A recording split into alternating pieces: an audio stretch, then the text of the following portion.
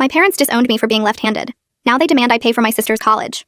The night my parents kicked me out, I was doing homework at the kitchen table. That's it. That's all I was doing. I was 16, I had a geometry test the next day, and I was working through proofs while my mother made dinner, and my father read the newspaper like it was still 1985. My younger sister Vanessa was sitting across from me, pretending to study but actually just watching me with that look she always had. The one that made her eyes go narrow and her mouth curl up at the corners like she was waiting for something entertaining to happen. I should have known something was wrong when the house went quiet. My mother stopped stirring whatever was in the pot. My father's newspaper lowered inch by inch until I could see his face, and his jaw was so tight I could see the muscle twitching near his ear. They were both staring at my hand, my left hand, the one holding the pencil. See, I'm left-handed. I've been left-handed since I could hold a crayon. And in my family, that was basically the same as being born with horns and a tail. My parents had this belief that left-handedness was wrong. Not just inconvenient or unusual, but actually morally wrong, like being left-handed meant there was something broken inside you that could never be fixed. They'd spent my entire childhood trying to cure me. When I was 5, my mother would take the crayon out of my left hand and shove it into my right, over and over, until I was crying so hard I couldn't see the coloring book anymore. When I was 8, my father made me write lines with my right hand every night for a month.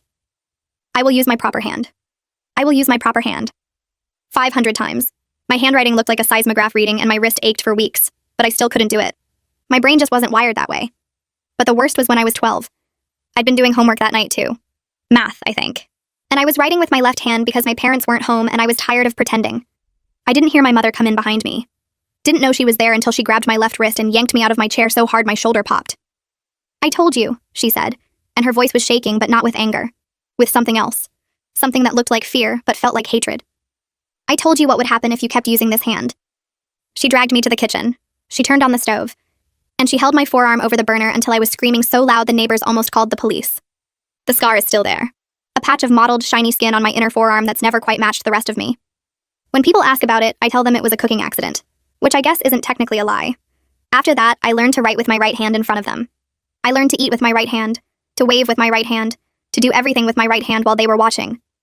But when I was alone, I was still me. Still left-handed.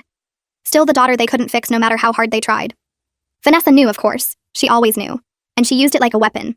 She was 2 years younger than me, blonde where I was brunette, right-handed where I was wrong. She was everything my parents wanted, and she knew it from the moment she was old enough to understand that I was the family disappointment. She'd catch me writing with my left hand and threaten to tell. She'd accidentally knock things into my left hand at dinner so my parents would see me catch them wrong. She told me once when we were alone that she wished I'd never been born because then she wouldn't have to share a room with someone cursed. That was the word they used. Cursed. Like left-handedness was a disease I'd caught or a punishment from God for something I did in a past life. My mother said it came from her grandmother, who was also left-handed and who died young and alone.